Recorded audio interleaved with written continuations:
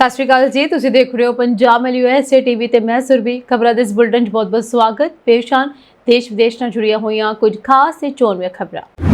2023 ਵਿੱਚ ਅਮਰੀਕਾ ਵਿੱਚ ਗੈਰ ਕਾਨੂੰਨੀ ਇਮੀਗ੍ਰੇਸ਼ਨ 14 ਮਿਲੀਅਨ ਦੇ ਰਿਕਾਰਡ ਉੱਚੇ ਪੱਧਰ ਤੇ ਪਹੁੰਚਿਆ। ਸਾਲ 2024 ਤੇ 25 ਦੌਰਾਨ ਭਾਰਤੀ ਸਭ ਤੋਂ ਵਧੇਰੇ ਆਸਟ੍ਰੇਲੀਆਈ ਨਾਗਰਿਕ ਬਣੇ। ਐਮੀਰਾਈਟਸ ਯਾਤਰੀਆਂ ਲਈ ਅਹਿਮ ਖਬਰ, ਯਾਤਰਾ ਦਰਮਿਆਨ ਕਰਨੀ ਹੋਵੇਗੀ ਕੁਝ ਨਿਯਮਾਂ ਦੀ ਪਾਲਣਾ। ਅਮਰੀਕਾ ਬੈਠੇ ਗੈਂਗਸਟਰਾਂ ਨੇ ਪੰਜਾਬ 'ਚ ਕਰਵਾਇਆ ਵੱਡਾ ਕਾਂਡ, ਡੀਜੀਪੀ ਗੌਰਵ ਯਾਦਵ ਨੇ ਕੀਤੇ ਵੱਡੇ ਖੁਲਾਸੇ। ਸ਼ਰਮਨਾਕ ਕਾਰਾ ਔਰਤ ਨੇ ਸ੍ਰੀ ਗੁਰੂ ਗ੍ਰੰਥ ਸਾਹਿਬ ਸਾਹਮਣੇ ਉਤਾਰੇ ਕੱਪੜੇ, ਲੁਧਿਆਣਾ ਦੇ ਗੁਰਦੁਆਰੇ 'ਚ ਹੋਈ ਬੇਅਦਬੀ ਦੀ ਘਟਨਾ। ਜੰਮੂ ਕਸ਼ਮੀਰ 'ਚ ਅੱਤਵਾਦੀ ਸਾਜ਼ਿਸ਼ ਨਾਕਾਮ, ਸੁਰੱਖਿਆ ਬਲਾਂ ਨੇ ਵੱਡੀ ਮਾਤਰਾ 'ਚ ਹਥਿਆਰ ਕੀਤੇ ਬਰਾਮਦ। ਹੁਣ ਇਹਨਾਂ ਖਬਰਾਂ ਦਾ ਵਿਸਤਾਰ। ਇਸ ਦੇ ਨਾਲ ਹੀ ਦੇਸ਼ ਤੇ ਵਿਦੇਸ਼ ਨਾਲ ਜੁੜੀਆਂ ਹੋਈਆਂ ਤਮਾਮ ਖਬਰਾਂ।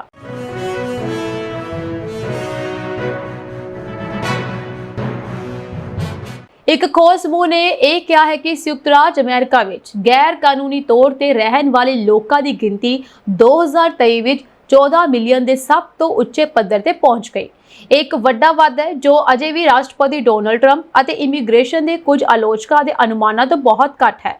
ਪਿਓ ਰਿਸਰਚ ਸੈਂਟਰ ਦਾ ਨੇੜਿਓਂ ਨਜ਼ਰ ਮਾਰੀ ਜਾਵੇ ਤਾਂ ਗੇਜ਼ ਇੱਕ ਸਾਲ ਪਹਿਲਾਂ 11.8 ਮਿਲੀਅਨ ਤੋਂ ਵੱਧ ਗਿਆ ਸੀ ਅਤੇ 2007 ਵਿੱਚ 12.2 ਮਿਲੀਅਨ ਦੇ ਪਿਛਲੇ ਉੱਚ ਪੱਧਰ ਨੂੰ ਪਾਰ ਕਰ ਗਿਆ ਸੀ। ਇਹ ਵਾਧਾ ਲਗਭਗ 6 ਮਿਲੀਅਨ ਲੋਕਾਂ ਦੁਆਰਾ ਚਲਾਇਆ ਗਿਆ ਸੀ ਜੋ ਕਿਸੇ ਨਾ ਕਿਸੇ ਕਿਸਮ ਦੀ ਕਾਨੂੰਨੀ ਸੁਰੱਖਿਆ ਦੇ ਨਾਲ ਦੇਸ਼ ਵਿੱਚ ਮੌਜੂਦ ਹਨ। ਜਨਵਰੀ ਵਿੱਚ ਅਹੁਦਾ ਸੰਭਾਲਣ ਤੋਂ ਬਾਅਦ ਟਰੰਪ ਨੇ ਉਹਨਾਂ ਵਿੱਚੋਂ ਬਹੁਤ ਸਾਰੀਆਂ ਸੁਰੱਖਿਆਵਾਂ ਨੂੰ ਖਤਮ ਕਰ ਦਿੱਤਾ। ਪਿਓ ਰਿਸਰਚ ਦੇ ਅਨੁਸਾਰ, ਜਿਸ ਦੇ ਅਨੁਮਾਨ 1990 ਤੋਂ ਹਨ, ਉਹਨਾਂ ਨੇ ਕਿਹਾ ਕਿ ਜਦਕਿ 2023 ਇਸ ਦਾ ਨਵੀਨਤਮ ਪੂਰਾ ਵਿਸ਼ਲੇਸ਼ਣ ਹੈ। ਸ਼ੁਰੂਆਤੀ ਖੋਜਾਂ ਦਰਸਾਉਂਦੀਆਂ ਹਨ ਕਿ 2024 ਵਿੱਚ ਗਿਣਤੀ ਵਧੀ। ਹਾਲਾਂਕਿ ਉਸ ਸਾਲ ਜੂਨ ਵਿੱਚ ਤਤਕਾਲੀ ਰਾਸ਼ਟਰਪਤੀ ਜੋ ਬਾਈਡਨ ਦੁਆਰਾ ਸਰਹੱਦ ਤੇ ਸ਼ਰਨ ਨੂੰ ਸਖਤੀ ਨਾਲ ਸੀਮਿਤ ਕਰਨ ਤੋਂ ਬਾਅਦ ਇਹ ਗਿਣਤੀ ਹੌਲੀ ਹੋਈ ਸੀ।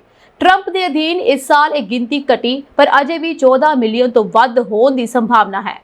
ਜਨਵਰੀ 2025 ਵਿੱਚ ਅਮਰੀਕਾ ਦੀ ਕੁੱਲ ਪ੍ਰਵਾਸੀ ਆਬਾਦੀ ਕਾਨੂੰਨੀ ਸਥਿਤੀ ਦੀ ਪਰਵਾਹ ਕੀਤੇ ਬਿਨਾਂ 53 ਮਿਲੀਅਨ ਤੋਂ ਵੱਧ ਦੇ ਸਭ ਤੋਂ ਉੱਚੇ ਪੱਧਰ ਤੇ ਪਹੁੰਚ ਗਈ, ਜੋ ਕਿ ਅਮਰੀਕੀ ਆਬਾਦੀ ਦਾ ਰਿਕਾਰਡ 15.8% ਹੈ। ਇਸ ਤੋਂ ਬਾਅਦ ਇਹ ਗਿਣਤੀ ਘਟੀ, ਜਿਸ ਬਾਰੇ ਰਿਸਰਚ ਨੇ ਕਿਹਾ ਕਿ 1960 ਦੇ ਦਹਾਕੇ ਤੋਂ ਬਾਅਦ ਇਹ ਪਹਿਲੀ ਵਾਰ ਸੁੰਗੜ ਗਈ ਸੀ। ਹਾਲਾਂਕਿ ਇਨ੍ਹਾਂ ਖੋਜਾਂ ਦੇ ਬਹਿਸ ਨੂੰ ਸੁਲਝਾਉਣ ਦੀ ਸੰਭਾਵਨਾ ਨਹੀਂ ਹੈ। ਇਸ ਤੋਂ ਇਲਾਵਾ ਰਿਸਰਚ ਦੀ ਰਿਪੋਰਟ ਗੈਰ ਕਾਨੂੰਨੀ ਇਮੀਗ੍ਰੇਸ਼ਨ ਨੂੰ ਮਾਪਣ ਲਈ ਸਭ ਤੋਂ ਸੰਪੂਰਨ ਕੋਸ਼ਿਸ਼ਾਂ ਵਿੱਚੋਂ ਇੱਕ ਹੈ। ਲਗਭਗ ਸਾਰਾ ਵਾਧਾ ਮੈਕਸੀਕੋ ਤੋਂ ਇਲਾਵਾ ਹੋਰ ਦੇਸ਼ਾਂ ਤੋਂ ਆਇਆ, ਜਿਸ ਵਿੱਚ ਗੁਆਟੇਮਾਲਾ, ਅਲ ਸਲਵਾਡੋਰ, ਹੋਂਡੁਰਾਸ ਅਤੇ ਭਾਰਤ ਮੈਕਸੀਕੋ ਤੋਂ ਬਾਅਦ ਸਭ ਤੋਂ ਵੱਧ ਸੰਖਿਆਵਾਂ ਲਈ ਜ਼ਿੰਮੇਵਾਰ ਹਨ। Venezuela, Cuba, Colombia, Nicaragua, Ecuador, Ukraine ਅਤੇ ਪੇਰੂ ਤੋਂ ਕੁੱਲ 2 ਸਾਲਾਂ ਵਿੱਚ ਦੁੱਗਣੇ ਤੋਂ ਵੱਧ ਹੋ ਗਏ। ਟਰੰਪ ਨੇ ਮਾਰਚ ਵਿੱਚ ਕਾਂਗਰਸ ਨੂੰ ਸੰਬੋਧਨ ਕਰਦਿਆਂ ਕਿਹਾ ਸੀ ਕਿ ਪਿਛਲੇ 4 ਸਾਲਾਂ ਦੌਰਾਨ 21 ਮਿਲੀਅਨ ਲੋਕ ਸੰਯੁਕਤ ਰਾਜ ਅਮਰੀਕਾ ਵਿੱਚ ਆਏ, ਜੋ ਕਿ ਪਿਓ ਰਿਸਰਚ ਦੇ ਅਨੁਮਾਨਾਂ ਅਤੇ ਸਰਹੱਦੀ ਗ੍ਰਿਫਤਾਰੀਆਂ ਦੇ ਆંકੜੇ ਤੋਂ ਕਿਤੇ ਵੱਧ ਹੈ। Federation for American immigration reform, ਜੋ ਕਿ ਉਹਨਾਂ ਦੀਆਂ ਨੀਤੀਆਂ ਨਾਲ ਵੱਡੇ ਪੱਧਰ ਤੇ ਜੁੜੀਆਂ ਹੋਈਆਂ, ਉਹਨਾਂ ਨੇ ਮਾਰਚ ਵਿੱਚ 18.6 ਮਿਲੀਅਨ ਦਾ ਅਨੁਮਾਨ ਲਗਾਇਆ ਸੀ। ਆਸਟ੍ਰੇਲੀਆ ਵਿੱਚ ਲਗਭਗ 1.92 ਲੱਖ ਲੋਕਾਂ ਨੇ ਵਿੱਤੀ ਸਾਲ 2024-25 ਦੌਰਾਨ ਆਸਟ੍ਰੇਲੀਆਈ ਨਾਗਰਿਕਤਾ ਹਾਸਲ ਕੀਤੀ। ਨਵੇਂ ਨਾਗਰਿਕਾਂ ਵਿੱਚ ਸਭ ਤੋਂ ਵੱਧ ਗਿਣਤੀ ਲਗਭਗ 28,966 ਭਾਰਤੀ ਲੋਕਾਂ ਦੀ ਹੈ, ਯਾਨੀ ਕਿ 28,966 ਲੋਕ ਭਾਰਤ ਦੇ ਹਨ ਜੋ ਨਾਗਰਿਕ ਬਣ ਗਏ ਹਨ। ਇਹ ਗਿਣਤੀ ਪਿਛਲੇ ਸਾਲਾਂ ਦੇ ਰੁਝਾਨਾਂ ਤੇ ਆਧਾਰਿਤ ਹੈ। ਦੂਜੇ ਨੰਬਰ ਤੇ ਨਿਊਜ਼ੀਲੈਂਡ ਰਿਹਾ, ਜਿੱਥੋਂ 27,826 ਲੋਕਾਂ ਨੇ ਆਸਟ੍ਰੇਲੀਆਈ ਨਾਗਰਿਕਤਾ ਪ੍ਰਾਪਤ ਕੀਤੀ। ਭਾਰਤ ਅਤੇ ਨਿਊਜ਼ੀਲੈਂਡ ਭਾਈਚਾਰਾ ਹੁਣ ਆਸਟ੍ਰੇਲੀਆ ਦੇ ਸਮਾਜ ਵਿੱਚ ਸਭ ਤੋਂ ਵੱਡਾ ਪ੍ਰਵਾਸ ਸਹਿਯੋਗੀ ਬਣਿਆ ਹੈ। ਆਸਟ੍ਰੇਲੀਆਈ ਫੈਡਰਲ ਸਰਕਾਰ ਨੇ ਇਸ ਸਾਲ ਕੁੱਲ 1,85,000 ਪੱਕੇ ਰਿਹਾਇਸ਼ੀ ਪ੍ਰੋਗਰਾਮ ਯਾਨੀ ਕਿ ਪਰਮਾਨੈਂਟ ਮਾਈਗ੍ਰੇਸ਼ਨ ਪ੍ਰੋਗਰਾਮ ਤਹਿਤ ਵੀਜ਼ੇ ਜਾਰੀ ਕੀਤੇ। ਇਸ ਵਿੱਚੋਂ ਲਗਭਗ 1,32,200 ਯਾਨੀ ਸਕਿਲਡ ਵੀਜ਼ਾ, ਕਿੱਤਾ ਮੁਖੀ ਵੀਜ਼ੇ 71% ਅਤੇ 28% ਪਰਿਵਾਰਕ ਵੀਜ਼ੇ ਜਾਰੀ ਕੀਤੇ ਗਏ। ਇਸ ਨਾਲ ਸਪਸ਼ਟ ਹੈ ਕਿ ਸਰਕਾਰ ਦਾ ਧਿਆਨ ਹੁਣ ਵੀ ਮੁੱਖ ਤੌਰ ਤੇ ਕਿੱਤਾ ਮੁਖੀ ਪ੍ਰਵਾਸ ਵੱਲ ਹੈ, ਦੇਸ਼ ਦੀ ਆਰਥਿਕਤਾ ਨੂੰ ਹੋਰ ਮਜ਼ਬੂਤ ਕੀਤਾ ਜਾ ਸਕੇ। ਮਾਰਚ 2024 ਤੱਕ ਆંકੜਿਆਂ ਨੇ ਦਰਸਾਇਆ ਕਿ ਕੋਵਿਡ ਤੋਂ ਪਹਿਲਾਂ ਲਗਭਗ 40,000 ਹੋਰ ਨਿਊਜ਼ੀਲੈਂਡ ਨਾਗਰਿਕ ਆਸਟ੍ਰੇਲੀਆ ਵਿੱਚ ਵਸੇ ਹੋਏ ਹਨ ਅਤੇ ਇਸ ਤੋਂ ਉਲਟ ਆਸਟ੍ਰੇਲੀਆ ਤੋਂ ਨਿਊਜ਼ੀਲੈਂਡ ਜਾਣ ਵਾਲਿਆਂ ਦੀ ਸੰਖਿਆ ਕਾਫੀ ਘੱਟ ਰਹੀ। ਹਰ ਸਾਲ ਕੁਝ ਹਜ਼ਾਰ ਆਸਟ੍ਰੇਲੀਆਈ ਤਾਂ ਜਾਂਦੇ ਹਨ, ਪਰ ਵੱਡੀ ਸੰਖਿਆ ਨਿਊਜ਼ੀਲੈਂਡ ਤੋਂ ਆਸਟ੍ਰੇਲੀਆ ਵੱਲ ਵੀ ਆਉਂਦੀ ਹੈ। UAE ਦੀਆਂ ਪ੍ਰਮੁੱਖ ਅੰਤਰਰਾਸ਼ਟਰੀ 에ਅਰਲਾਈਨਸ ਵਿੱਚੋਂ ਇੱਕ ਐਮੀਰਾਈਟਸ ਨੇ ਜਹਾਜ਼ਾਂ ਵਿੱਚ ਪਾਵਰ ਬੈਂਕਾਂ ਦੀ ਵਰਤੋਂ ਤੇ ਪਾਬੰਦੀ ਦਾ ਐਲਾਨ ਕੀਤਾ ਹੈ। ਅਕਤੂਬਰ 2025 ਤੋਂ ਲਾਗੂ ਇਹ ਨਵਾਂ ਨਿਯਮ ਯਾਤਰਾ ਜੋਖਮਾਂ ਨੂੰ ਘਟਾਉਣ ਦੇ ਉਦੇਸ਼ ਨਾਲ ਜਾਰੀ ਕੀਤਾ ਗਿਆ ਹੈ। ਜ਼ਿਕਰਯੋਗ ਹੈ ਕਿ ਹਵਾਬਾਜ਼ੀ ਖੇਤਰ ਵਿੱਚ ਲਿਥੀਅਮ ਬੈਟਰੀ ਘਟਨਾਵਾਂ ਵਿੱਚ ਵਾਧੇ ਦਰਮਿਆਨ ਐਮੀਰਾਟਸ ਦੁਆਰਾ ਕੀਤੀ ਗਈ ਸੁਰੱਖਿਆ ਸਮੀਖਿਆ ਤੋਂ ਬਾਅਦ 에ਅਰਲਾਈਨ ਨੇ ਇਹ ਫੈਸਲਾ ਲਿਆ ਹੈ। ਐਮੀਰਾਟਸ ਦੀ ਨੀਤੀ ਵਿੱਚ ਬਦਲਾਅ ਦੇ ਅਨੁਸਾਰ ਯਾਤਰੀਆਂ ਨੂੰ ਜਹਾਜ਼ ਵਿੱਚ ਇੱਕ ਪਾਵਰ ਬੈਂਕ ਲੈ ਜਾਣ ਦੀ ਆਗਿਆ ਹੋਵੇਗੀ, ਬਸ਼ਰਤੇ ਇਸ ਦੀ ਸਮਰੱਥਾ 100 ਵਾਟ ਘੰਟੇ ਤੋਂ ਘੱਟ ਹੋਵੇ। ਹਾਲਾਂਕਿ ਯਾਤਰੀਆਂ ਨੂੰ ਪਾਵਰ ਬੈਂਕ ਦੀ ਵਰਤੋਂ ਕਰਕੇ ਕਿਸੇ ਵੀ ਨਿੱਜੀ ਡਿਵਾਈਸ ਨੂੰ ਬਦਲਣ ਜਾਂ ਜਹਾਜ਼ ਦੀ ਪਾਵਰ ਸਪਲਾਈ ਦੀ ਵਰਤੋਂ ਕਰਕੇ ਪਾਵਰ ਬੈਂਕ ਨੂੰ ਬਦਲਣ ਦੀ ਆਗਿਆ ਨਹੀਂ ਹੋਵੇਗੀ। ਨਵੇਂ ਨਿਯਮ ਦੇ ਤਹਿਤ ਪਾਵਰ ਬੈਂਕਸ ਨੂੰ ਓਵਰਹੈਂਡ ਡੱਬਿਆਂ ਵਿੱਚ ਸਟੋਰ ਨਹੀਂ ਕੀਤਾ ਜਾ ਸਕਦਾ ਅਤੇ ਉਹਨਾਂ ਨੂੰ ਸੀਟ ਦੀ ਜੇਬ ਵਿੱਚ ਜਾਂ ਅਗਲੀ ਸੀਟ ਦੇ ਹੇਠਾਂ ਇੱਕ ਬੈਗ ਦੇ ਅੰਦਰ ਰੱਖਣਾ ਚਾਹੀਦਾ ਹੈ। ਇਸ ਤੋਂ ਇਲਾਵਾ ਐਮੀਰਾਟਸ ਦੀ ਨੀਤੀ ਅਨੁਸਾਰ ਆਵਾਜਾਈ ਲਈ ਸਵੀਕਾਰ ਕੀਤੇ ਗਏ ਸਾਰੇ ਪਾਵਰ ਬੈਂਕਾਂ ਵਿੱਚ ਸਮਰੱਥਾ ਰੇਟਿੰਗ ਜਾਣਕਾਰੀ ਉਪਲਬਧ ਹੋਣੀ ਚਾਹੀਦੀ ਹੈ। ਤੁਸੀਂ ਇਸ ਨੀਤੀ ਬਾਰੇ ਹੋਰ ਜਾਣਕਾਰੀ 에ਅਰਲਾਈਨ ਦੀ ਅਧਿਕਾਰਿਤ ਵੈਬਸਾਈਟ ਤੇ ਪ੍ਰਾਪਤ ਕਰ ਸਕਦੇ ਹੋ। ਦੁਨੀਆ ਭਰ ਦੀਆਂ ਕਈ 에ਅਰਲਾਈਨਸ ਨੇ ਜਹਾਜ਼ਾਂ ਤੇ ਪਾਵਰ ਬੈਂਕਾਂ ਦੀ ਵਰਤੋਂ ਅਤੇ ਚਾਰਜਿੰਗ ਤੇ ਪਾਬੰਦੀ ਲਗਾਈ ਹੈ, ਜਿਸ ਵਿੱਚ Singapore airlines, Cathay Pacific, HK express, Hong Kong airlines, air Asia airlines, air Busan, China airlines, EVA air, Scoot Starlux ਅਤੇ ਥਾਈ 에ਅਰਵੇਜ਼ ਸ਼ਾਮਲ ਹਨ। ਏਸ਼ੀਆਨਾ, ਕੋਰੀਅਨ 에ਅਰ ਅਤੇ 에ਅਰ ਬੁਸਾਨ ਵਰਗੀਆਂ 에ਅਰਲਾਈਨਸ ਜਹਾਜ਼ਾਂ ਤੇ ਪਾਵਰ ਬੈਂਕਾਂ ਦੀ ਆਗਿਆ ਦਿੰਦੀਆਂ ਹਨ, ਪਰ ਯਾਤਰੀਆਂ ਨੂੰ ਉਹਨਾਂ ਨੂੰ ਆਪਣੀਆਂ ਸੀਟ ਦੀਆਂ ਜੇਬਾਂ ਵਿੱਚ ਜਾਂ ਆਪਣੇ ਕੋਲ ਰੱਖਣਾ ਹੋਵੇਗਾ। ਇੰਡੀਗੋ, 에ਅਰ ਇੰਡੀਆ ਅਤੇ ਸਪਾਈਸਜੈਟ ਵਰਗੀਆਂ ਭਾਰਤੀ 에ਅਰਲਾਈਨਸ ਦੇ ਵੀ ਇਸੇ ਤਰ੍ਹਾਂ ਦੇ ਨਿਯਮ ਹਨ। 에ਅਰ ਇੰਡੀਆ ਨੇ ਸ਼ਾਰਟ ਸਰਕਟ ਤੋਂ ਬਚਣ ਲਈ ਹਰੇਕ ਪਾਵਰ ਬੈਂਕ ਨੂੰ ਵੱਖਰੇ ਤੌਰ ਤੇ ਪੈਕ ਕਰਨਾ ਲਾਜ਼ਮੀ ਕਰ ਦਿੱਤਾ ਹੈ। ਚੀਨ ਦੇ ਸਿਵਲ ਐਵੀਏਸ਼ਨ ਪ੍ਰਸ਼ਾਸਨ ਨੇ ਲਿਥੀਅਮ ਬੈਟਰੀ ਅੱਗ ਨਾਲ ਸੰਬੰਧਿਤ ਗੰਭੀਰ ਸੁਰੱਖਿਆ ਚਿੰਤਾਵਾਂ ਦਾ ਹਵਾਲਾ ਦਿੰਦੇ ਹੋਏ ਘਰੇਲੂ ਉਡਾਨਾਂ ਦੇ ਸਾਰੇ ਗੈਰ ਪ੍ਰਮਾਣਿਤ ਪਾਵਰ ਬੈਂਕਸ ਤੇ ਪਾਬੰਦੀ ਲਗਾ ਦਿੱਤੀ ਹੈ। ਇੱਕ ਨਵੇਂ ਸਰਵੇਖਣ ਦੇ ਅਨੁਸਾਰ ਰਾਸ਼ਟਰਪਤੀ ਡੋਨਾਲਡ ਟਰੰਪ ਦੇ ਚੱਲ ਰਹੇ ਸਖਤ ਕਦਮਾਂ ਵਿਚਕਾਰ ਇਸ ਸਾਲ ਇਮੀਗ੍ਰੇਸ਼ਨ ਬਾਰੇ ਅਮਰੀਕੀਆਂ ਦੇ ਵਿਚਾਰਾਂ ਵਿੱਚ ਸਕਾਰਾਤਮਕ ਬਦਲਾਅ ਆਇਆ ਹੈ। 11 ਜੁਲਾਈ ਨੂੰ ਜਾਰੀ ਕੀਤੇ ਗਏ ਪੋਲ ਨਤੀਜਿਆਂ ਅਨੁਸਾਰ ਜਿਨ੍ਹਾਂ ਅਮਰੀਕੀਆਂ ਨੂੰ ਲੱਗਦਾ ਸੀ ਕਿ ਇਮੀਗ੍ਰੇਸ਼ਨ ਘਟਣਾ ਚਾਹੀਦਾ ਹੈ, ਉਹਨਾਂ ਦਾ ਹਿੱਸਾ 55% 2024 ਵਿੱਚ 5 ਸਾਲਾਂ ਦੇ ਉੱਚ ਪੱਧਰ ਤੇ ਪਹੁੰਚ ਗਿਆ। ਇਸ ਸਾਲ ਇਹ ਘਟ ਕੇ 30% ਹੋ ਗਿਆ ਅਤੇ ਇਮੀਗ੍ਰੇਸ਼ਨ ਪ੍ਰਤੀ ਸਕਾਰਾਤਮਕ ਵਿਚਾਰ 79% ਦੇ ਰਿਕਾਰਡ ਉੱਚੇ ਪੱਧਰ ਤੇ ਪਹੁੰਚ ਗਏ। ਪੋਲ ਨੇ 2 ਤੋਂ 26 ਜੂਨ ਦੇ ਵਿਚਕਾਰ 1402 ਅਮਰੀਕੀਆਂ ਦਾ ਸਰਵੇਖਣ ਕੀਤਾ। ਪੋਲਰਸ ਨੇ ਜੋ ਸਵਾਲ ਪੁੱਛੇ ਕਿ ਇਮੀਗ੍ਰੇਸ਼ਨ ਨੂੰ ਇਸ ਦੇ ਮੌਜੂਦਾ ਪੱਧਰ ਤੇ ਰੱਖਿਆ ਜਾਣਾ ਚਾਹੀਦਾ ਹੈ, ਵਧਾਇਆ ਜਾਣਾ ਚਾਹੀਦਾ ਹੈ ਜਾਂ ਘਟਾਇਆ ਜਾਣਾ ਚਾਹੀਦਾ ਹੈ ਅਤੇ ਕੀ ਇਮੀਗ੍ਰੇਸ਼ਨ ਦੇਸ਼ ਲਈ ਚੰਗਾ ਹੈ ਜਾਂ ਮਾੜਾ ਹੈ। ਉਹਨਾਂ ਨੇ ਕਾਨੂੰਨੀ ਜਾਂ ਗੈਰ ਕਾਨੂੰਨੀ ਇਮੀਗ੍ਰੇਸ਼ਨ ਨੂੰ ਸਪਸ਼ਟ ਨਹੀਂ ਕੀਤਾ। ਟਰੰਪ ਪ੍ਰਸ਼ਾਸਨ ਨੇ ਜੂਨ ਵਿੱਚ ਕਾਨੂੰਨੀ ਦਸਤਾਵੇਜ਼ਾਂ ਤੋਂ ਬਿਨਾਂ ਲੋਕਾਂ ਨੂੰ ਹਟਾਉਣ ਦੇ ਲਈ ਵਿਆਪਕ ਦੇਸ਼ ਨਿਕਾਲਾ ਦੇਣ ਦੇ ਆਪਣੇ ਵਾਅਦੇ ਨੂੰ ਤੇਜ਼ ਕੀਤਾ। ਰੈਸਟੋਰੈਂਟਸ, ਖੇਤਾਂ ਅਤੇ ਹਾਰਡਵੇਅਰ ਸਟੋਰਾਂ ਤੇ ਛਾਪੇਮਾਰੀ ਕਰਨ ਲਈ ਨਕਾਬਪੋਸ਼ ਇਮੀਗ੍ਰੇਸ਼ਨ ਏਜੰਟ ਭੇਜੇ ਅਤੇ ਵਿਆਪਕ ਵਿਰੋਧ ਪ੍ਰਦਰਸ਼ਨਾਂ ਨੂੰ ਰੋਕਿਆ। ਉਸਨੇ ਫਲੋਰੀਡਾ ਐਵਰਗਲੇਡਸ ਵਿੱਚ ਪ੍ਰਵਾਸੀਆਂ ਲਈ ਇੱਕ ਨਵੀਂ ਐਲੀਗੇਟਰ ਅਲਕਾਟਰਾਜ਼ ਨਜ਼ਰਬੰਦੀ ਸਹੂਲਤ ਦਾ ਉਦਘਾਟਨ ਕੀਤਾ। ਪ੍ਰਸ਼ਾਸਨ ਨੂੰ ਹਰ ਮੋੜ ਤੇ ਕਾਨੂੰਨੀ ਚੁਣੌਤੀਆਂ ਦਾ ਸਾਹਮਣਾ ਕਰਨਾ ਪਿਆ, ਜਿਸ ਨਾਲ ਉਹ ਕਈ ਵਾਰ ਜੱਜਾਂ ਨਾਲ ਝੜਪਾਂ ਦੇ ਕੰਢੇ ਤੇ ਪਹੁੰਚ ਗਏ, ਜਿਨ੍ਹਾਂ ਨੇ ਕਾਰਵਾਈ ਦੇ ਪੈਮਾਨੇ ਅਤੇ ਰਣਨੀਤੀਆਂ ਦੇ ਰੁਕਾਵਟਾਂ ਲਗਾਈਆਂ ਹਨ। ਲੁਧਿਆਣਾ ਦੇ ਸਾਣੇਵਾਲ ਦੇ ਪਿੰਡ ਜੁਗਿਆਣਾ ਦੇ ਗੁਰਦੁਆਰਾ ਸ੍ਰੀ ਰਵਿਦਾਸ ਜੀ ਮਹਾਰਾਜ 'ਚ ਬੇਅਦਬੀ ਦੀ ਇੱਕ ਸ਼ਰਮਨਾਕ ਘਟਨਾ ਵਾਪਰੀ। ਉੱਥੋਂ ਦੀ ਇੱਕ ਔਰਤ ਨੇ ਸ੍ਰੀ ਗੁਰੂ ਗ੍ਰੰਥ ਸਾਹਿਬ ਸਾਹਮਣੇ ਆਪਣੇ ਕੱਪੜੇ ਉਤਾਰ ਕੇ ਸੁੱਟ ਦਿੱਤੇ। ਮੌਜੂਦ ਸੰਗਤ ਨੇ ਉਸ ਨੂੰ ਰੋਕਣ ਦੀ ਕੋਸ਼ਿਸ਼ ਕੀਤੀ, ਪਰ ਔਰਤ ਉੱਚੀ ਆਵਾਜ਼ਾਂ 'ਚ ਰੋਲਾ ਪਾਉਂਦੀ ਰਹੀ। ਆਖਰਕਾਰ ਸੰਗਤ ਨੇ ਔਰਤ ਨੂੰ ਕਾਬੂ ਕੀਤਾ। ਇਸ ਸਾਰੀ ਘਟਨਾ ਦੀਆਂ ਤਸਵੀਰਾਂ ਗੁਰਦੁਆਰਾ ਸਾਹਿਬ 'ਚ ਲੱਗੇ CCTV ਕੈਮਰੇ 'ਚ ਕੈਦ ਹੋ ਗਈਆਂ। ਜਦੋਂ ਇਹ ਸ਼ਰਮਨਾਕ ਘਟਨਾ ਵਾਪਰੀ, ਉਸ ਵੇਲੇ ਔਰਤ ਦਾ ਪਤੀ ਵੀ ਮੌਕੇ ਤੇ ਮੌਜੂਦ ਸੀ। ਵੀਡੀਓ ਵਾਇਰਲ ਹੋਣ ਤੋਂ ਬਾਅਦ ਅਕਾਲੀ ਦਲ ਦੇ ਮੈਂਬਰ ਜਸਵੰਤ ਸਿੰਘ ਚੀਮਾ ਦੀ ਸ਼ਿਕਾਇਤ ਤੇ ਥਾਣਾ ਸਾਣੇਵਾਲ ਦੀ ਪੁਲਿਸ ਨੇ ਔਰਤ ਦੇ ਖਿਲਾਫ ਮਾਮਲਾ ਦਰਜ ਕਰ ਲਿਆ ਹੈ। ਪੁਲਿਸ ਦਾ ਕਹਿਣਾ ਹੈ ਕਿ ਜਾਂਚ ਕੀਤੀ ਜਾ ਰਹੀ ਹੈ ਕਿ ਘਟਨਾ ਦੇ ਕਾਰਨਾਂ ਦਾ ਅਜੇ ਤੱਕ ਪਤਾ ਨਹੀਂ ਹੈ। ਸਪਸ਼ਟ ਤੌਰ ਤੇ ਪਤਾ ਲਗਾਉਣ ਦੀ ਕੋਸ਼ਿਸ਼ ਕੀਤੀ ਜਾ ਰਹੀ ਹੈ। ਉੱਤਰੀ ਕਸ਼ਮੀਰ ਦੇ ਕੁਪਵਾੜਾ ਜ਼ਿਲ੍ਹੇ ਵਿੱਚ ਸੁਰੱਖਿਆ ਬਲਾਂ ਨੂੰ ਇੱਕ ਵੱਡੀ ਸਫਲਤਾ ਮਿਲੀ। ਸੂਤਰਾਂ ਤੋਂ ਮਿਲੀ ਜਾਣਕਾਰੀ ਅਨੁਸਾਰ ਖਾਸ ਖੁਫੀਆ ਜਾਣਕਾਰੀ ਤੇ ਕਾਰਵਾਈ ਕਰਦਿਆਂ ਸੁਰੱਖਿਆ ਬਲਾਂ ਨੇ ਮਾਦਾਮਾ ਖੇਤਰ ਦੇ ਸੰਘਣੇ ਜਲਾਂ ਵਿੱਚ ਇੱਕ ਤਲਾਸ਼ੀ ਮੁਹਿੰਮ ਚਲਾਈ ਅਤੇ ਹਥਿਆਰਾਂ ਅਤੇ ਗੋਲਾ ਬਾਰੂਦ ਦਾ ਇੱਕ ਵੱਡਾ ਭੰਡਾਰ ਬਰਾਮਦ ਕੀਤਾ। ਸੂਤਰਾਂ ਅਨੁਸਾਰ ਐਤਵਾਰ ਨੂੰ ਕੁਪਵਾੜਾ ਦੇ ਮਾਦਾਮਾ ਖੇਤਰ ਵਿੱਚ ਇੱਕ ਸਾਂਝਾ ਤਲਾਸ਼ੀ ਮੁਹਿੰਮ ਚਲਾਈ ਗਈ, ਜਿਸ ਵਿੱਚ ਫੌਜ, ਪੁਲਿਸ ਅਤੇ ਹੋਰ ਸੁਰੱਖਿਆ ਏਜੰਸੀਆਂ ਨੇ ਹਿੱਸਾ ਲਿਆ। ਕਾਰਵਾਈ ਦੌਰਾਨ ਜੰਗਲ ਵਿੱਚ ਲੁਕੇ ਹੋਏ ਘਾਤਕ ਹਥਿਆਰ ਅਤੇ ਗੋਲਾ ਬਾਰੂਦ ਬਰਾਮਦ ਕੀਤਾ ਗਿਆ।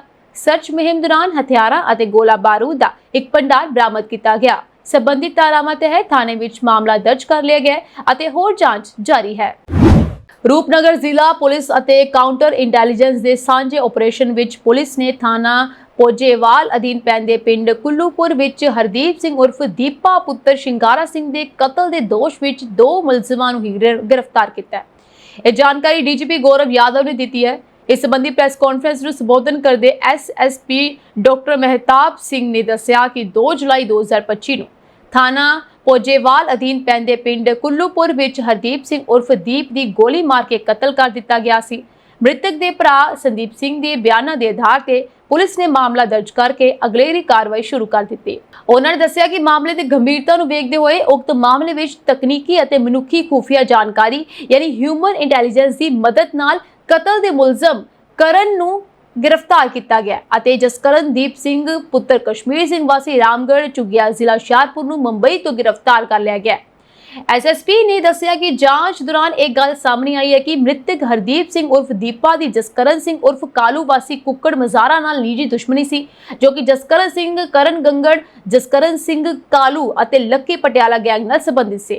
एसएसपी ने दसिया कि जसकरण सिंह उर्फ कन्नू अमेरिका विच है अते उसने हरदीप सिंह नूं मारन लई करण आदि नूं हथियार मुहैया करवाए सन। उन्होंने दसिया गिरफ्तार किए मुलजिमां ते पहला ही लड़ाई झगड़े कतल की कोशिश और असला एक्ट के मामले दर्ज हैं। एसपी सरबजीत सिंह बाहिया ने दसिया कि गिरफ्तार किए मुलजिमां नूं अदालत विच पेश करके 4 दिनों के पुलिस रिमांड ते लिया गया। पंजाब च अतवादी साजिश नूं नाकाम बनाउंदियां बटाला पुलिस ने वड्डी कामयाबी हासिल की है। पंजाब के डीजीपी गौरव यादव ने ट्वीट करके जानकारी दी कि बटाला के पिंड बलपुरा तो 4 हैंड ग्रेनेड 2 किलो RDX आधारित IED ਅਤੇ ਸੰਚਾਰ ਉਪਕਰਨ ਬਰਾਮਦ ਕੀਤੇ ਗਏ ਹਨ। ਇਹ ਸਾਰਾ ਸਮਾਨ ਇੱਕ ਵੱਡੀ ਅੱਤਵਾਦੀ ਯੋਜਨਾ ਦਾ ਹਿੱਸਾ ਸੀ ਜਿਸ ਨੂੰ ਨਾਕਾਮ ਕਰ ਦਿੱਤਾ ਹੈ। ਡੀਜੀਪੀ ਨੇ ਦੱਸਿਆ ਕਿ ਮੁੱਢਲੀ ਜਾਂਚ ਤੋਂ ਪਤਾ ਲੱਗਾ ਕਿ ਇਹ ਖੇਪ UK ਆਧਾਰਿਤ ਬੱਬਰ ਖਾਲਸਾ ਇੰਟਰਨੈਸ਼ਨਲ ਦੇ ਅੱਤਵਾਦੀ ਨਿਸ਼ਾਨ ਸਿੰਘ ਉਰਫ ਨਿਸ਼ਾਨ ਜੋੜੀਆ ਦੇ ਇਸ਼ਾਰੇ ਤੇ ਭੇਜੀ ਗਈ ਸੀ, ਜੋ ਪਾਕਿਸਤਾਨ ਆਧਾਰਿਤ ਅੱਤਵਾਦੀ ਹਰਵਿੰਦਰ ਸਿੰਘ ਰਿੰਦਾ ਦੇ ਹੁਕਮਾਂ ਤੇ ਕੰਮ ਕਰ ਰਿਹਾ ਸੀ। ਇਸ ਮਾਮਲੇ 'ਚ ਇੱਕ ਦੋਸ਼ੀ ਨੂੰ ਗ੍ਰਿਫਤਾਰ ਕਰ ਲਿਆ ਗਿਆ ਜਦਕਿ ਦੂਜਾ ਫਰਾਰ ਹੈ। ਉਸ ਨੂੰ ਕਾਬੂ ਕਰਨ ਲਈ ਪੁਲਿਸ ਵੱਲੋਂ ਕੋਸ਼ਿਸ਼ਾਂ ਜਾਰੀ ਹਨ। ਡੀਜੀਪੀ ਨੇ ਕਿਹਾ ਕਿ ਜਾਂਚ ਜਾਰੀ ਹੈ ਅਤੇ ਪੂਰੀ ਸਾਜ਼ਿਸ਼ ਨੂੰ ਬੇਨਕਾਬ ਕੀਤਾ ਜਾਵੇਗਾ। ਉਹਨਾਂ ਨੇ ਇਹ ਵੀ ਯਕੀਨ ਦਿਵਾਇਆ ਕਿ ਪੰਜਾਬ ਪੁਲਿਸ ਅੱਤਵਾਦੀ ਮੋਡਿਊਲ ਨੂੰ ਨਿਊਟਰਲਾਈਜ਼ ਕਰਨ ਲਈ ਵਚਨਬੱਧ ਹੈ। ਪੰਜਾਬ ਦੇ ਬਰਨਾਲਾ ਵਿੱਚ ਪੁਲਿਸ ਨੇ ਬੰਬੀਹਾ ਗੈਂਗ ਨਾਲ ਸੰਬੰਧਿਤ 4 ਬਦਮਾਸ਼ਾਂ ਨੂੰ ਗ੍ਰਿਫਤਾਰ ਕੀਤਾ ਹੈ। ਇਹ ਚਾਰੇ ਲੁੱਟ-ਖੋਹ ਨੂੰ ਅੰਜਾਮ ਦੇਣ ਦੀ ਉਮੀਦ ਵਿੱਚ ਹਥਿਆਰਾਂ ਨਾਲ ਕਾਰ ਵਿੱਚ ਘੁੰਮ ਰਹੇ ਸਨ। मुलजिमां ने चैक पोस्ट से तैनात पुलिस से भी गोलीबारी की। पुलिस टीम ने तुरंत कार्रवाई करदियां 4 मुलजिमां नूं मौके ते गिरफ्तार कर लिया और नाजायज़ हथियारां समेत एक वर्नाकार भी बरामद की। मुलजिमां विच सतनाम सिंह, गुरप्रीत सिंह, शरण सिंह और दीपक सिंह शामिल हैं। 4 मुलजिमां विचों मुख गैंग लीडर सतनाम सिंह है, जो बरनाला का रहने वाला है। उस विरुद्ध अपराध और नशीले पदार्थों की तस्करी दे 22 तो वध मामले दर्ज हैं। इस दे नाल ही मुलजिमां विचों एक हरियाणा का है एक दिल्ली का रहने वाला है। SSP मोहम्मद सरफराज आलम ने दसिया कि पुलिस नूं सूचना मिली सी कि बंबीहा गैंग नाल संबंधित मुलजिम लुट-खोह की योजना बना रहे हैं। पुलिस ने पिंड खुदी नेड़े नाकाबंदी की सी। उत्थों लंघ रही एक वरना कार नूं रोकण दा इशारा किया गया। कार विच सवार बदमाशां ने पुलिस ते गोलियां चला दित्तियां। पुलिस टीम ने तुरंत कार्रवाई करदियां 4 नूं मौके ते गिरफ्तार कर लिया। उन्हां दे कब्जे विचों एक पिस्तौल, एक देसी 30 बोर दा पिस्तौल, जिंदा कारतूस, खाली कारतूस ते 2 पिस्तौल 32 बोर देसी ਅਤੇ 2 जिंदा कारतूस ਅਤੇ ਇੱਕ ਕਾਰ ਬਰਾਮਦ ਕੀਤੀ ਗਈ। ਦੋਸ਼ੀ ਸਤਨਾਮ ਸਿੰਘ ਸੱਤੀ ਵਿਰੁੱਧ ਪਹਿਲਾਂ ਹੀ 22 ਤੋਂ ਵੱਧ ਵੱਖ-ਵੱਖ ਨਸ਼ੀਲੇ ਪਦਾਰਥਾਂ ਅਤੇ ਅਪਰਾਧ ਨਾਲ ਸੰਬੰਧਿਤ ਮਾਮਲੇ ਦਰਜ ਹਨ। ਦਿੱਲੀ ਨਿਵਾਸੀ ਸ਼ਰਮ ਸਿੰਘ ਉਰਫ ਰਿੰਕੂ ਵਿਰੁੱਧ ਵੀ ਕੇਸ ਦਰਜ ਹੈ। ਸਤਨਾਮ ਸਿੰਘ ਬੰਬੀਹਾ ਗਰੁੱਪ ਨਾਲ ਜੁੜਿਆ ਹੋਇਆ ਹੈ। ਦੋਸ਼ੀ ਲੁੱਟ-ਖੋਹ ਦੇ ਆਦੀ ਹਨ ਅਤੇ ਨਸ਼ਾ ਤਸਕਰੀ ਕਰਨ ਵਾਲੇ ਗਿਰੋਹਾਂ ਨਾਲ ਵੀ ਜੁੜੇ ਹੋਏ ਹਨ। पुलिस इस मामले की डूंघाई दे नाल जांच कर रही है और भविख विच होर खुलासे होने की संभावना है। दोषियों विरुद्ध वक्-वक् धारावां तहत मामले दर्ज किया गया। उन्होंने अदालत विच पेश करके रिमांड ते लिया गया है। आमदन तो वध जायदाद मामले च पटियाला की नाभा जेल च बंद सीनियर अकाली आगू ते साबका मंत्री बिक्रम सिंह मजीठिया तो मुड़ पुछगिछ होवेगी। उन्हां तो पुछगिछ लई बनाई गई सिट की टीम उत्थे पहुंच चुकी है। पंजाब दी कई इलाकिਆਂ ਤੋਂ रात तो भारी मीह पै रहा है। मीह ਲਈ येलो अलर्ट जारी किया गया है। हिमाचल प्रदेश के नाल लगदे ਜ਼ਿਲ੍ਹਿਆਂ पठानकोट, गुरदासपुर, हुशियारपुर और रूपनगर विच आम तो वध मीह पैण की संभावना है। ਅਗਲੇ 24 ਘੰਟਿਆਂ ਵਿੱਚ ਵੀ ਮੌਸਮ ਅਜਿਹਾ ਹੀ ਰਹੇਗਾ। ਇਸ ਦੇ ਨਾਲ ਹੀ ਸੰਗਰੂਰ, ਬਰਨਾਲਾ, ਪਟਿਆਲਾ, ਮੋਹਾਲੀ, ਫਤਿਹਗੜ੍ਹ ਸਾਹਿਬ ਤੇ ਲੁਧਿਆਣਾ ਲਈ ਵੀ ਅਲਰਟ ਜਾਰੀ ਕੀਤਾ ਗਿਆ। ਇਸ ਦੇ ਨਾਲ ਹੀ ਜੰਮੂ ਕਸ਼ਮੀਰ ਵਿੱਚ ਮੀਂਹ ਤੋਂ ਬਾਅਦ ਰਣਜੀਤ ਸਾਗਰ ਡੈਮ ਤੋਂ ਵਾਧੂ ਪਾਣੀ ਛੱਡਿਆ ਗਿਆ, ਜਿਸ ਤੋਂ ਬਾਅਦ ਪੰਜਾਬ ਦੇ ਮਾਝਾ ਵਿੱਚ ਹੜ੍ਹ ਦਾ ਖਤਰਾ ਮੰਡਰਾ ਰਿਹਾ ਹੈ।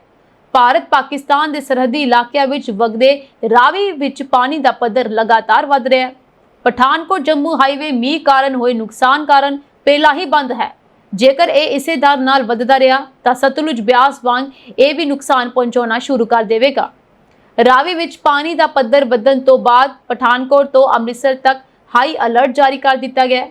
ਅਜਨਾਲਾ ਦੇ ਲੋਕਾਂ ਨੂੰ ਰਾਵੀ ਦੇ ਨੇੜੇ ਨਾ ਜਾਣ ਦੀ ਹਦਾਇਤ ਕੀਤੀ ਗਈ ਹੈ। ਗੁਰਦਾਸਪੁਰ ਵਿੱਚ ਰਾਵੀ, ਉਜ ਅਤੇ ਚੱਕੀ ਨਦੀਆਂ ਵਿੱਚ ਪਾਣੀ ਦਾ ਪੱਧਰ ਵਧਣ ਕਾਰਨ ਕਈ ਇਲਾਕਿਆਂ ਵਿੱਚ ਹੜ੍ਹ ਵਰਗੀ ਸਥਿਤੀ ਹੈ। ਦੀਨਾਨਗਰ ਵਿੱਚ ਰਾਵੀ ਅਤੇ ਉਜ ਨਦੀਆਂ ਦੇ ਸੰਗਮ ਮਕੋਡਾ ਬੰਦਰਗਾਹ ਵਿੱਚ ਪਾਣੀ ਭਰ ਗਿਆ ਹੈ। ਪਾਕਿਸਤਾਨ ਦੀ ਸਰਹੱਦ ਨਾਲ ਲੱਗਦੇ 7 ਪਿੰਡਾਂ ਦਾ ਦੇਸ਼ ਦੇ ਬਾਕੀ ਹਿੱਸਿਆਂ ਨਾਲੋਂ ਸੰਪਰਕ ਟੁੱਟ ਗਿਆ। ਪਿਛਲੇ ਕੁਝ ਦਿਨਾਂ ਵਿੱਚ ਅੰਮ੍ਰਿਤਸਰ ਵਿੱਚ 7 ਮਿਲੀਮੀਟਰ, ਲੁਧਿਆਣਾ ਵਿੱਚ 53.4 ਮਿਲੀਮੀਟਰ, ਪਟਿਆਲਾ ਵਿੱਚ 3.4 ਮਿਲੀਮੀਟਰ, ਫਾਜ਼ਿਲਕਾ ਵਿੱਚ 14.5 ਮਿਲੀਮੀਟਰ, ਫਿਰੋਜ਼ਪੁਰ ਵਿੱਚ 67 ਮਿਲੀਮੀਟਰ, ਮੋਹਾਲੀ ਵਿੱਚ 23.5 ਮਿਲੀਮੀਟਰ ਅਤੇ ਪਠਾਨਕੋਟ ਵਿੱਚ 32.5 ਮਿਲੀਮੀਟਰ ਮੀਂਹ ਦਰਜ ਕੀਤਾ ਗਿਆ, ਜਿਸ ਤੋਂ ਬਾਅਦ ਸੂਬੇ ਦੇ ਤਾਪਮਾਨ ਵਿੱਚ 2.8 ਡਿਗਰੀ ਦਾ ਵਾਧਾ ਹੋਇਆ। ਇਹ ਤਾਪਮਾਨ ਆਮ ਨਾਲੋਂ 2.6 ਡਿਗਰੀ ਵੱਧ ਮੰਨਿਆ ਜਾ ਰਿਹਾ ਹੈ। ਪੰਜਾਬ ਦੇ ਵਿੱਚ ਕੱਲ ਵੀ ਮੀਂਹ ਦੀ ਚੇਤਾਵਨੀ ਜਾਰੀ ਹੈ।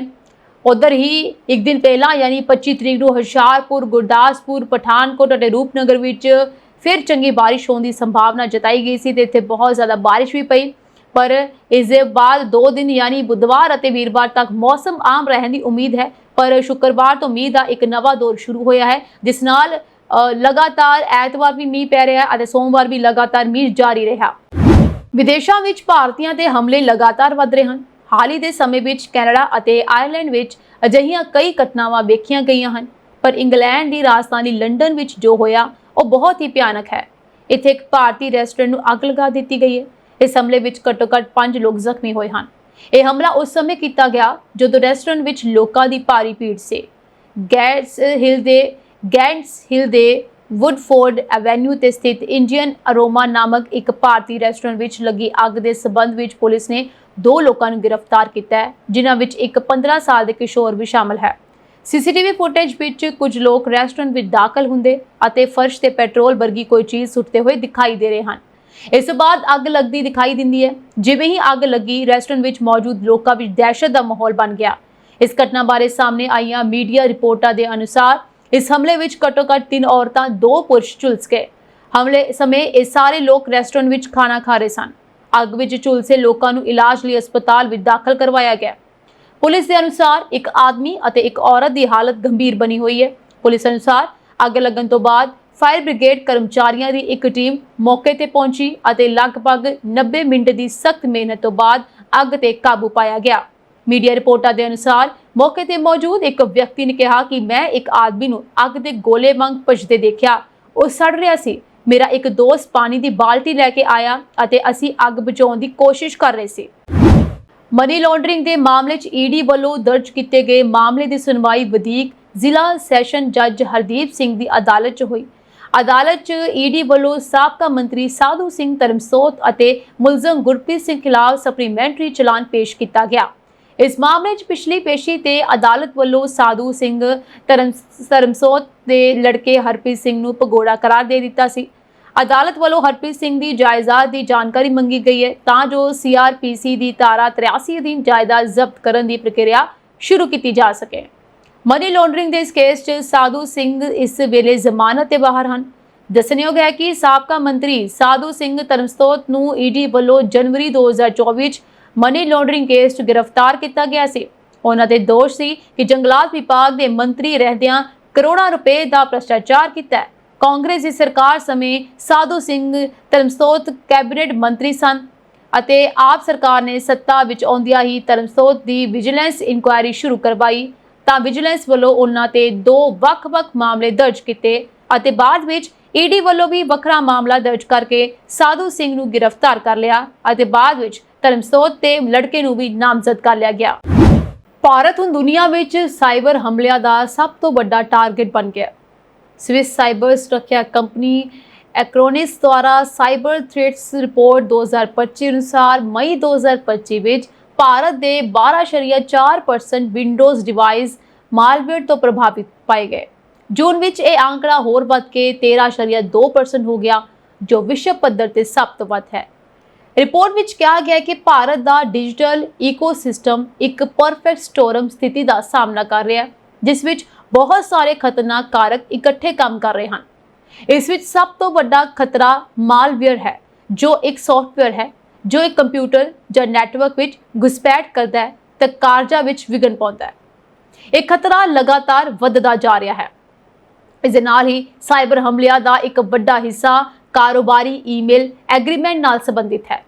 ਰਿਪੋਰਟ ਦੇ ਅਨੁਸਾਰ ਅਧਿਕਾਰਤ ਈਮੇਲਸ ਤੇ ਹਮਲੇ 2024 ਦੇ ਸ਼ੁਰੂ ਵਿੱਚ 20% ਤੋਂ ਵੱਧ ਕੇ 2025 ਦੇ ਪਹਿਲੇ ਅੱਧ ਵਿੱਚ 25.6% ਹੋ ਗਏ। ਸਾਈਬਰ ਅਪਰਾਧੀ ਹੁਣ ਨਕਲੀ ਈਮੇਲਸ, ਇਨਵੌਇਸਿਸ ਤੇ ਇੱਥੋਂ ਤੱਕ ਕਿ ਡੀਪ ਫੇਕ ਘੁਟਾਲੇ ਵਰਗੇ ਚੀਜ਼ਾਂ ਦਾ ਇਸਤੇਮਾਲ ਕਰਦੇ ਨੇ। ਘੁਟਾਲੇ ਬਣਾਉਣ ਦੇ ਲਈ AI ਟੂਲਸ ਦੀ ਵਰਤੋਂ ਕਰ ਰਹੇ ਹਨ, ਜਿਨ੍ਹਾਂ ਦੀ ਪਛਾਣ ਕਰਨਾ ਬਹੁਤ ਮੁਸ਼ਕਿਲ ਹੈ।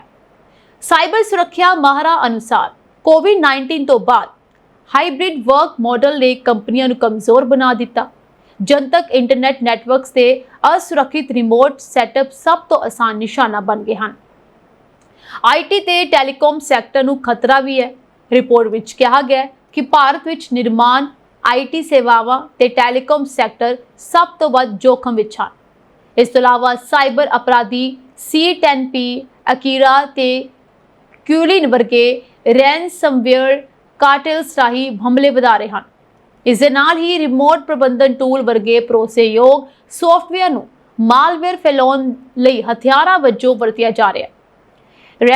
ਰੈਨਸਮਵੇਅਰ ਹਮਲਿਆਂ ਵਿੱਚ ਅਪਰਾਧੀ ਸਿਸਟਮ ਅਤੇ ਫਾਈਲਾਂ ਨੂੰ ਲੌਕ ਕਰ ਦਿੰਦੇ ਹਨ ਤੇ ਉਹਨਾਂ ਨੂੰ ਵਾਪਸ ਪ੍ਰਾਪਤ ਕਰਨ ਲਈ ਫਿਰੌਤੀ ਦੀ ਮੰਗ ਕੀਤੀ ਜਾਂਦੀ ਹੈ। ਰਿਪੋਰਟ ਚੇਤਾਵਨੀ ਦਿੰਦੀ ਹੈ ਕਿ ਹੁਣ ਸਿਰਫ ਰੋਕਥਾਮ ਤੇ ਭਰੋਸਾ ਕਰਨਾ ਕਾਫੀ ਨਹੀਂ, ਕੰਪਨੀਆਂ ਨੂੰ ਲਚਕੀਲੇਪਨ ਅਤੇ ਤੇਜ਼ੀ ਨਾਲ ਰਿਕਵਰੀ ਤੇ ਧਿਆਨ ਕੇਂਦਰਿਤ ਕਰਨਾ ਪਵੇਗਾ, ਕਿਉਂਕਿ ਭਾਰਤ ਹੁਣ ਵਿਸ਼ਵ ਵਿਆਪੀ ਸਾਈਬਰ ਖਤਰਿਆਂ ਦਾ ਸਭ ਤੋਂ ਵੱਡਾ ਹੌਟਸਪੌਟ ਬਣ ਗਿਆ ਹੈ। ਨਵੀਂ GST ਯਾਨੀ ਕਿ ਵਸਤਾਂ ਤੇ ਸੇਵਾਵਾਂ ਟੈਕਸ ਦਰਾਂ 22 ਸਤੰਬਰ ਤੋਂ ਲਾਗੂ ਹੋ ਸਕਦੀਆਂ ਹਨ। GST ਕੌਂਸਲ ਦੀ ਮਹੱਤਵਪੂਰਨ ਮੀਟਿੰਗ 3 ਅਤੇ 4 ਸਤੰਬਰ ਨੂੰ ਦਿੱਲੀ ਵਿੱਚ ਹੋਵੇਗੀ, ਜਿਸ ਵਿੱਚ ਵਿੱਤ ਮੰਤਰਾਲੇ ਵੱਲੋਂ ਪੇਸ਼ ਕੀਤੇ ਗਏ ਸੁਝਾਵਾਂ ਤੇ ਚਰਚਾ ਕੀਤੀ ਜਾਵੇਗੀ। ਮੰਨਿਆ ਜਾ ਰਿਹਾ ਹੈ ਕਿ ਇਸ ਮੀਟਿੰਗ ਵਿੱਚ ਲਾਲ ਕਿਲੇ ਦੀ ਫਸੀਲ ਤੋਂ ਪ੍ਰਧਾਨ ਮੰਤਰੀ ਨਰਿੰਦਰ ਮੋਦੀ ਵੱਲੋਂ ਦਿੱਤੇ ਗਏ ਸੰਕੇਤਾਂ ਅਨੁਸਾਰ ਟੈਕਸ ਸਲੈਬਸ ਵਿੱਚ ਵੱਡੇ ਬਦਲਾਅ ਦੇ ਪ੍ਰਸਤਾਵ ਤੇ ਵਿਚਾਰ ਕੀਤਾ ਜਾਵੇਗਾ। ਸੂਤਰਾਂ ਅਨੁਸਾਰ ਮੀਟਿੰਗ ਵਿੱਚ ਖਾਸ ਤੌਰ ਤੇ 12% ਅਤੇ 28% ਦੇ ਦੋ ਮੁੱਖ GST ਸਲੈਬਸ ਨੂੰ ਖਤਮ ਕਰਨ ਦੇ ਪ੍ਰਸਤਾਵ ਤੇ ਚਰਚਾ ਹੋ ਸਕਦੀ ਹੈ। ਜੇ ਇਸ ਪ੍ਰਸਤਾਵ ਨੂੰ ਮਨਜ਼ੂਰੀ ਮਿਲ ਜਾਂਦੀ ਹੈ ਤਾਂ ਭਾਰਤੀ GST ਪ੍ਰਣਾਲੀ ਵਿੱਚ ਸਿਰਫ ਦੋ ਸਲੈਬ ਹੀ ਰਹਿਣਗੇ, 5% ਅਤੇ 18%। ਇਹ ਬਦਲਾਅ ਟੈਕਸ ਪ੍ਰਣਾਲੀ ਨੂੰ ਹੋਰ ਸਰਲ ਬਣਾ ਦੇਵੇਗਾ। ਇਸ ਦੇ ਨਾਲ ਹੀ ਸਿਗਰਟ, ਤੰਬਾਕੂ ਅਤੇ ਇਸ ਤਰ੍ਹਾਂ ਦੇ ਉਤਪਾਦਾਂ ਤੇ ਮੌਜੂਦਾ 28% ਟੈਕਸ ਦੀ ਬਜਾਏ 40% ਟੈਕਸ ਲਗਾਇਆ ਜਾ ਸਕਦਾ ਹੈ।